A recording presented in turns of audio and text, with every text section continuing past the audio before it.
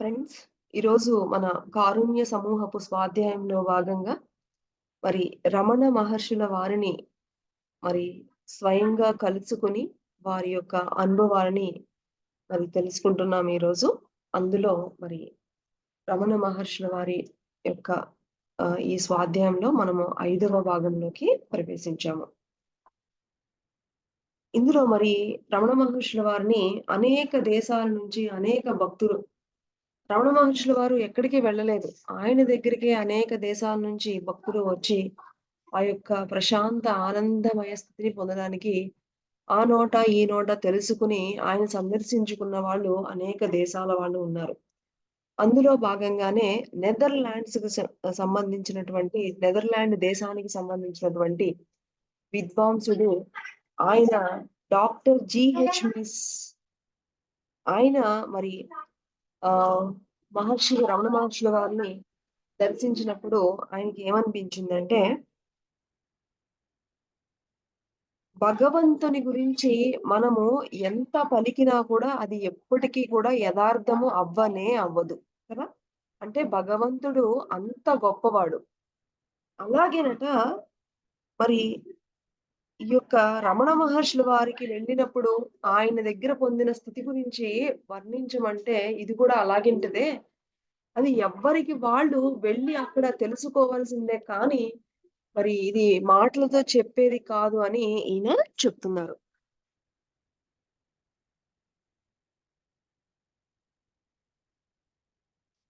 అలాగే ఇంకా ఏం చెప్తున్నారంటే,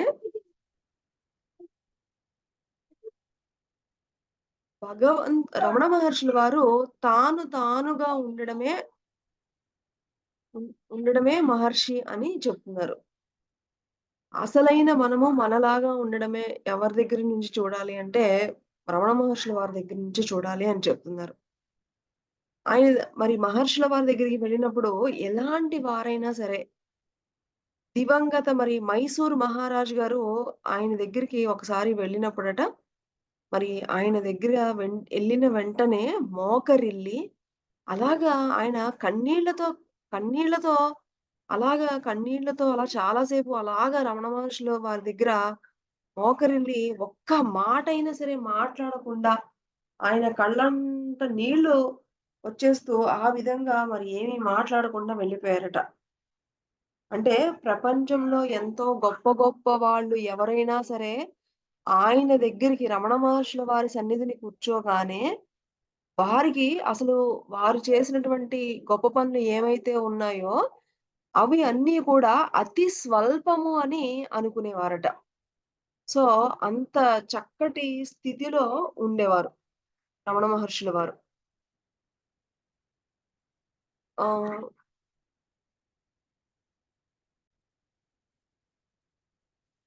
మరి ఎంత గొప్ప వాళ్ళైనా సరే ఆయన దగ్గరికి ఆ యొక్క రమణ మహర్షుల వారి దగ్గరికి వెళ్లి ఆయన దగ్గర ధ్యానంలో కూర్చున్న తర్వాత వాళ్ళు చేసింది ఎంత గొప్ప పని అయినా సరే అది చాలా చాలా అల్పము అని భావించేవారట.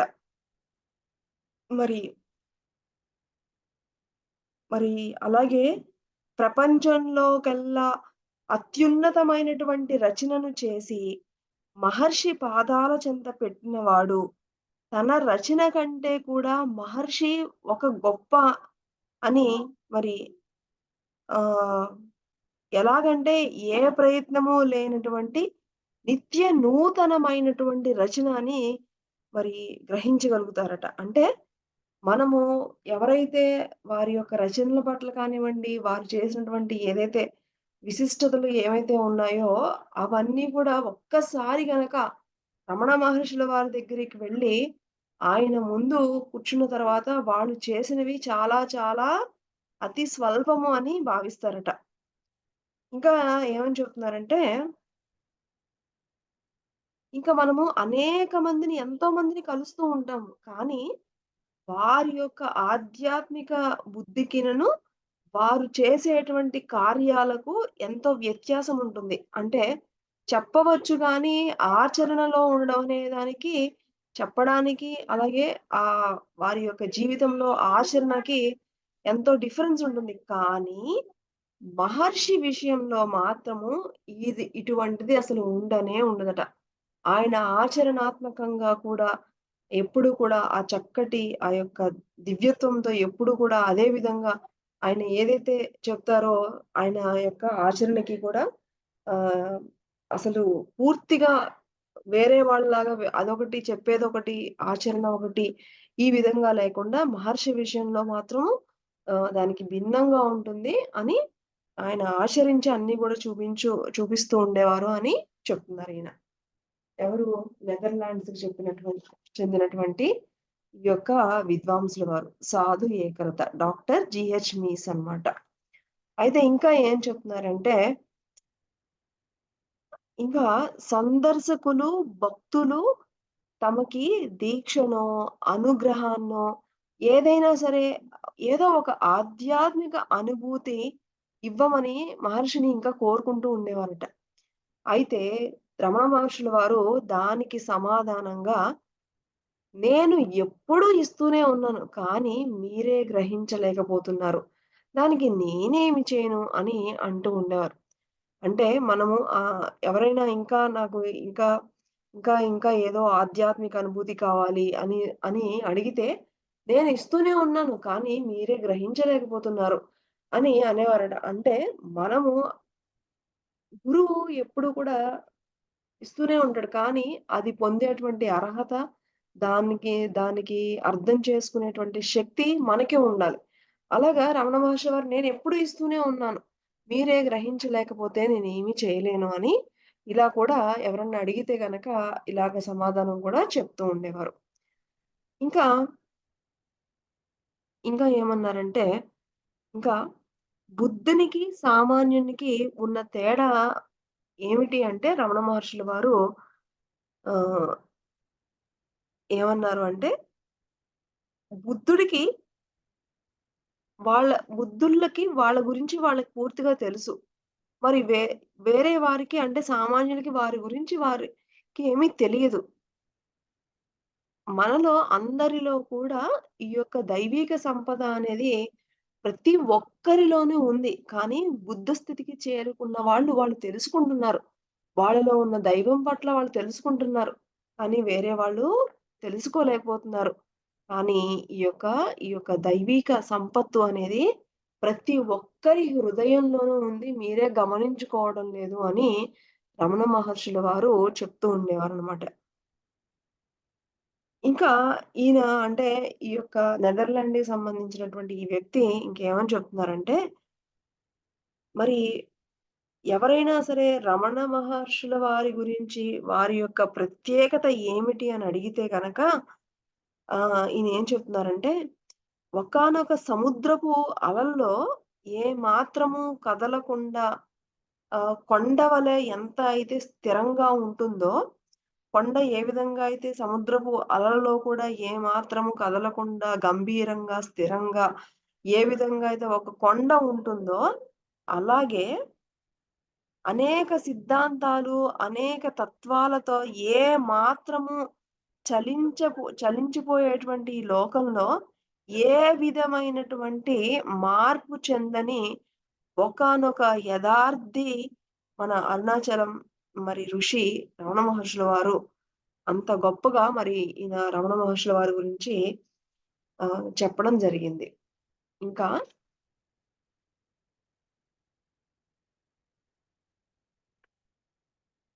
ఇంకా అసలు లోకంలో మరి ఏమి జరుగుతున్నా, ఎంత ఎలాంటి ఏమి సంఘటనలు జరుగుతున్నా కూడా రమణ మహర్షుల వారి యొక్క ప్రశాంతన మాత్రము ఏ ఒక్కటి కూడా భంగపరచలేదట.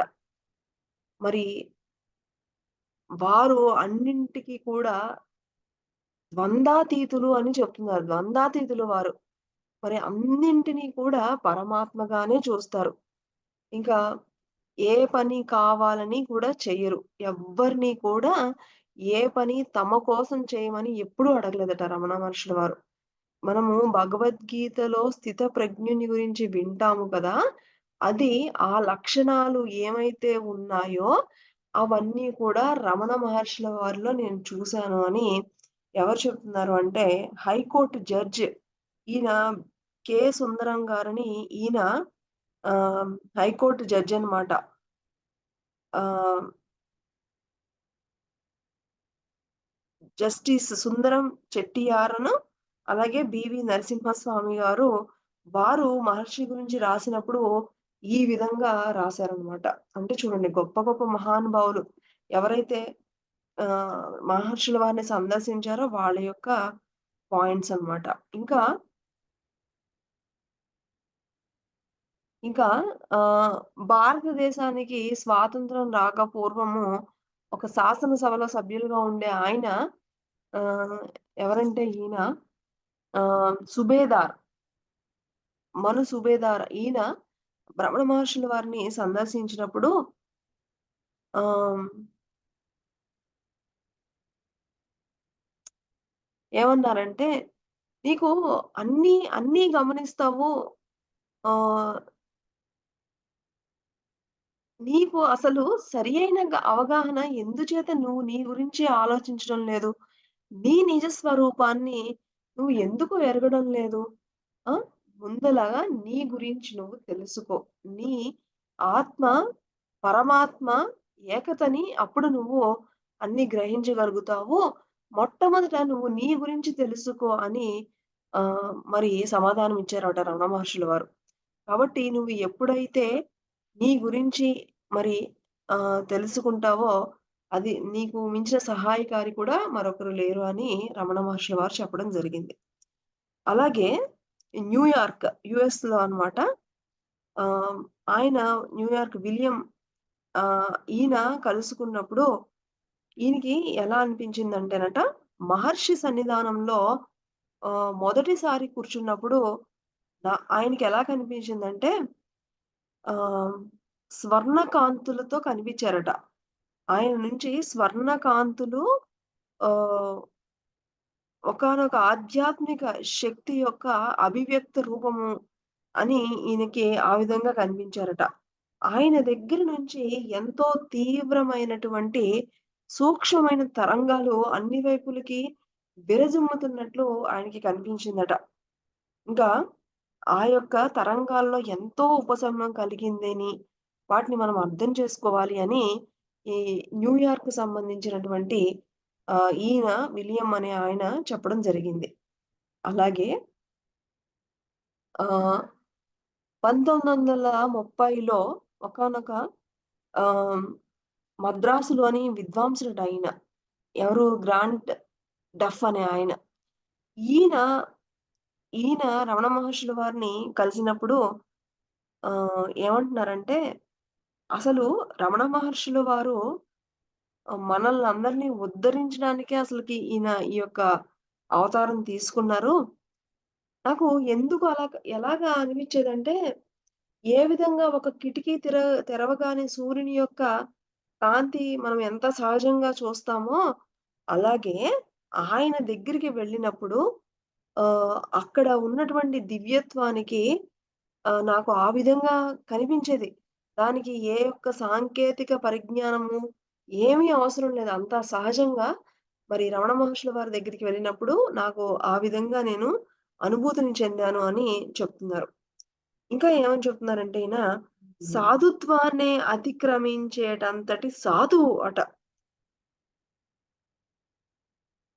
సాధువ సాధుత్వాన్ని అతిక్రమించేటువంటి గొప్ప సాధువు రమణ మహర్షుల వారు అని చెప్తున్నారు. ఇంకా, ఇంకా మరి అలాగే దిలీప్ కుమార్ గారట. ఈయన శ్రీ అరవింద ఆశ్రమానికి అరవింద మహర్షుల వారు మనకు తెలుసు కదా! సుప్రసిద్ధులు. మన ఆహ్, ఈయన అరవింద ఆశ్రమంలో ఉండేవారట ఈ దిలీప్ కుమార్. ఈయన అక్కడ అరవింద ఆశ్రమంలో ఉన్నప్పుడట అరవిందుల వారిని అడిగినప్పుడు ఆహ్, అరవింద మహర్షుల వారు రమణ మహర్షుల వారి గురించి ఆయన యొక్క తపస్సు దేశానికే వైభవాన్ని ఇచ్చింది. ఆయన యొక్క తపస్సు అంటే రమణ మహర్షుల వారి యొక్క తపస్సు మన దేశానికే వైభవాన్ని ఇచ్చిందని చెప్పారట అరవింద మహర్షుల వారు. ఆయన ఉన్న యోగులందరిలో కూడా ఆయన మేరువు అని మరి ఎప్పుడైతే అరవింద్ ఆశ్రమంలో మనవి సాక్షాత్తు అరవిందుల వారే చెప్పినప్పుడు, మరి అక్కడ ఉన్నటువంటి ఆ ఆశ్రమానికి వెళ్ళినటువంటి దిలీప్ కుమార్ గారికి, రాయ్ గారికి డౌటొచ్చిందట. నేను ఇక్కడ పొందలేనిది అంటే ఆహ్, ఆయన సాక్షాత్తు అరవిందుల వారే చెప్పేటప్పటికి, ఒక్కసారి రమణాశ్రమం వెళ్తే బావుండు అని అనిపించిందట. కానీ ఆహ్, సరే అన్నారు గదని ఒక్కసారి వెళితేనట అక్కడ ఆయన ఎంతో చక్కటి అద్భుత అనుభవాన్ని పొందారట అక్కడ. రమణ మహర్షుల వారి దగ్గరికి వెళ్ళినప్పుడు. ఈయనేమంటు రమణ మహర్షుల వారు అన్నారట, "నువ్వు ఊరికే ఉండు. నువ్వేమి చెయ్యకు. అన్నీ నీలోనే ఉన్నాయి. కేవలము నీలో ఒక తెర నిన్ను వేరుపరిచేస్తుంది. ఆ తెరను నువ్వు చీల్చుకుని చి చీల్చివేయడమే నువ్వు చేయవలసిందంతా" అని అప్పుడు ఈయనకి చెప్పారట రమణ మహర్షుల వారు. ఈయన అసలు రమణ మహర్షుల వారి గురించి ఈయనేమంటున్నారంటే, ఆర్భాటం కానీ, స్వాతిశయం కానీ మహర్షికి ఏమీ లేవు. మాటలలో కానీ, విద్వత్తుల్లో కానీ ఏ విధమైన అసలు అతిశయమే ఆయనకి ఉండనే ఉండదు. అంతేకాదు ఆయనకి బాహ్య సౌందర్యము లేదు. అయినా కూడా ఆయన్ని పదే పదే చూడాలి అని అనిపిస్తుంది. మరి ఆ రూపము ఆయనకి బాహ్య సౌందర్యం లేకపోయినా గూడా ఆయన దగ్గరే ఉండాలి. అంటే ఆయన లోపల ఉన్నటువంటి శక్తి ఆ విధంగా అందరిని కూడా ఆకర్షిస్తుంది. ఆయన మనల్ని వివసులని చేస్తుంది ఆ రూపము. అంత దయామయి, అంత విద్యుత్ కాంతులతో ఆయన ఎప్పుడూ కూడా ఆహ్, ఆహ్, ఎంతో వెలిగిపోతూ ఉండేవారు అని ఎప్పుడూ కూడా ఆయన దగ్గర నుంచి ఒక చక్కటి ప్రశాంతమైనటువంటి ఆ తరంగాలు ఎప్పుడు కూడా అక్కడ ఆధ్యాత్మిక సుగంధాన్ని వెదజల్లుతూ ఉన్నాయి అని మరి ఈయన చెప్తున్నారు. ఇంకా ఏం చెప్తున్నారంటే, ఇంకా సంజీవరావు గారు కేంబ్రిడ్జ్ అట. ఈయన ఇండియన్ ఎడ్యుకేషనల్ సర్వీస్‌కి చెందిన వారు. ఈయన రమణ మహర్షుల వారిని కలిసినప్పుడు ఏమంటున్నారంటే, అహంకార స్థితిలో నిజమైన నేను పైకి కనపడే మనం ఎప్పుడైతే అహంకార స్థితిలో ఉంటామో, ఆ స్థితిలో మనలో ఉన్నటువంటి ఆ నిజమైన నేను ఆహ్, ఈ పైకి కనపడే మానసిక ప్రతిస్పందనకు ఆవలుగా ఉంటుంది అని చెప్పారట. ఈయన, ఈయన మాటలకి ఈయనకెలా అనిపించిందంటే, ప్రకృతిని అధ్యయనం చేసే శాస్త్రజ్ఞుల వలె అనిపించిందట. అంతేకాకుండా మనసు యొక్క ప్రతిస్పందనను పక్షపాతంగా అన్నీ గూడా పక్షపాత రహితంగా అన్నీ గమనిస్తారు అని ఈయన చెప్తున్నారు. అహంకారము మానసిక లోకానికి ఒకానొక అణువు వంటిది అట అహంకారం అనేది. ఎప్పుడైతే మనము ఆ అణువును ఛేదించినప్పుడు దాని నుంచి ఎంతో శక్తి వస్తుంది. ఇక ఆ అహంకారాన్ని ఛేదిస్తే ఎంత శక్తి వస్తుందో మరి దానికి సమాధానము అరుణాచల ఋషే సమాధానం ఇవ్వగలరు అని చెప్తున్నారు. ఏంటంటే ఈ యొక్క మనము ఈ అహంకార స్థితిలో ఆహ్, ఈ ఈ మన లోపల ఉన్నటువంటి నేను ఎక్కడుంటుందట? మన మానసిక ప్రతిస్పందనలకు చాలా దూరంగా ఉంటుందట.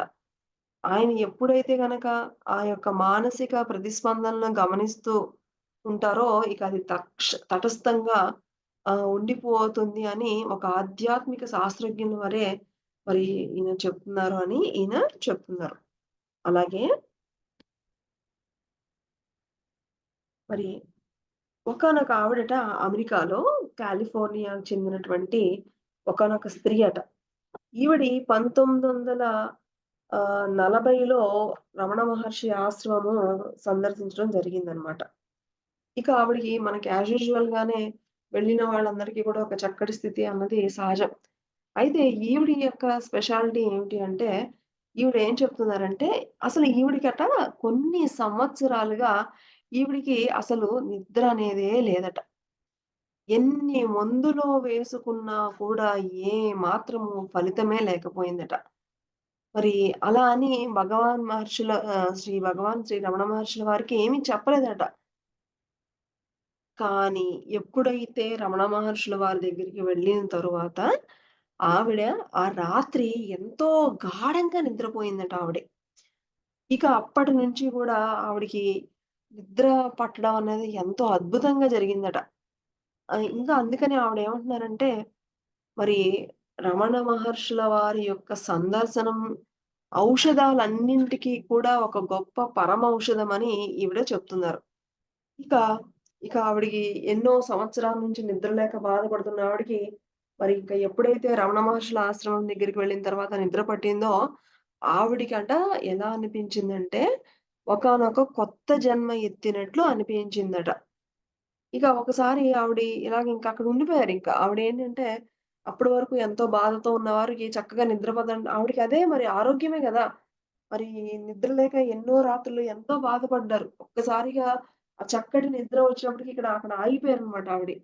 ఇక ఒకానొకసారి రమణ మహర్షుల వారు ఆవిడ దారిలో కలిసినప్పుడు, "ఇప్పుడు నీకు మనశ్శాంతిగా ఉందా?" అని అడిగారట. ఇంకా ఆవిడేం చెప్తున్నారంటే, పున్నమి రోజులు అంటే పౌర్ణమి రోజులో అరుణాచల ప్రదక్షిణం అనేది అసలు ఎంతో అద్భుతంగా ఉంటుంది. అంతేకాదు ఆ యొక్క పౌర్ణమి రోజులలో భగవంతుని యొక్క మాట కూడా, వాణి కూడా వినపడుతుంది అని ఈవిడ చెప్తున్నారు. ఇక ఆవిడకేంటంటే ఇంక చాలా రోజులున్నారు. ఇంక తిరుగు ప్రయాణానికేమో ఆవిడకేమో ఏమాత్రం ఇష్టం లేదనమాట. అయితే అప్పుడు ఆహ్, ఆవిడకి భగవానుల వారు చెప్పారట, "నువ్వు ఎక్కడికి వెళ్ళినా నేను నీతోనే ఉంటాను" అని అన్నారట భగవానుల మహర్షుల వారు. ఇక ఆ లాస్ట్ వెళ్ళే టైంలో ఇక ఆవిడ ఆ రోజంతా గూడా ఏడుస్తూనే ఉన్నారట. ఏడుస్తూ ఉంటే ఇక ఆహ్, మహర్షుల వారు పక్కన కూర్చొని నవ్వుతూ ఆహ్, ఈవిడి ఉదయం నుంచి ఏడుస్తూనే ఉంది. అసలు ఏమాత్రం విడిచి వెళ్ళాలని లేదు అని రమణ మహర్షుల వారు ఏమీ చెప్పలేదట. కానీ ఆయనే వచ్చి పలకరించారట. ఈవిడేమి చెప్పకపోయినా గూడా అన్నీ అర్థం చేసుకొని అంతా ఏడుస్తూనే ఉంది ఈవిడ అని ఎంతో చక్కగా ప్రేమను పంచారట. ఆయన నాకు తల్లి, తండ్రి అని అన్నీ అని ఈవిడ చెప్తున్నారనమాట. ఇంకా ఏం చెప్తున్నారంటే ఈవిడ మరలా రమణ మహర్షుల వారు బాడీ వెకేట్ చేసేటప్పుడు చూస్తే గనక ఎలా ఉన్నారంటేనట, ఆ శరీరమేమో బలహీనమవుతూ ఉందట. కానీ ఆయన లోపల ఆయన నుంచి వచ్చేటువంటి ఆ వర్చస్సు ఏదైతే ఉందో, అది మాత్రము ఎంతో అధికమవుతూనే ఉందట. ఇక ఆ నేత్రాలైతే తారల్లాగా మెరిసిపోతూ ఉన్నాయట. ఇక ఇంకా చనిపోయే ముందు అయితే ఇంకా సజీవుడై ఉన్నట్లు అనిపించిందట ఈవిడికైతే. మరి ఈయన ఆయన యొక్క మౌనంలో ఎంతోమంది మానవ జాతిని విముక్తుల్ని చేయగల ఒక నిర్మల రూపం అని ఈవిడ ఈ చెప్తున్నారనమాట. ఇంకా ఏం చెప్తున్నారంటే, కెఎస్ వెంకటరమణి గారు ఆహ్, సలహాదారులట. ఏం చెప్తున్నారంటే, ఆత్మ సాక్షాత్కారానికి శ్రీ భగవాన్ ఆత్మ విచార మార్గాన్నే సాధనగా చేసుకున్నారు. ఆ సాధనకి ఏ ఆసనము అక్కర్లేదు. ఏ కర్మకాండలు లేవు. కావలసిందల్లా నిర్విరామంగా అంతర్ముఖం అవ్వడమే. మరి ఈ అలాగా ఫస్టు ఆ యొక్క ప్రయత్నంలో విసుగు రావడం గూడా సహజం. కానీ తడిసిన కట్టెల వలె మరి మొట్టమొదట మొత్తం అంతా గూడా తడిసిన కట్టెలు ఫస్ట్ అంతా ఏమొస్తాయి వాటిని కాల్చుతున్నప్పుడు పొగే వస్తుంది. నిప్పు రాజుకోదు కదా! ఆహ్, అలాగే మరి ఆత్మ సాక్షాత్కారముకి అలాగా ఏమాత్రము ఈ యొక్క సాధనకి ఫస్ట్ ఎలా ఉంటుందట?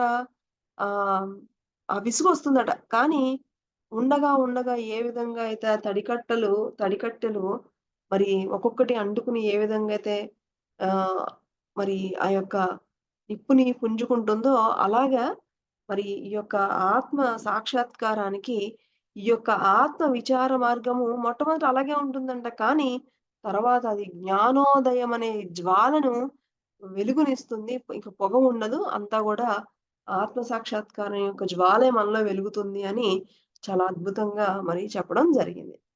సో, ఈ విధంగా మరి ఒక్కొక్కళ్ళు వారు రమణ మహర్షుల వారి దగ్గరకి వెళ్ళి ఆయన దగ్గర పొందినటువంటి అనుభూతులు ఒక్కొక్కళ్ళు ఏ విధంగా ఉన్నాయి, ఎలా ఉన్నాయి అనే విషయము మనం ఈరోజు కొన్ని కొంతమంది దగ్గర నుంచి మనం ఈరోజు తెలుసుకున్నాము. ఇంకా ఎన్నో అద్భుతమైనటువంటివి మనము రేపటి భాగంలో కలుసుకుందాం. మరి రమణ మహర్షుల వారికి, గురువులకి మరొక్కసారి కృతజ్ఞతలు తెలుపుకుంటూ తిరిగి మనం రేపటి స్వాధ్యాయంలో కలుసుకుందాం.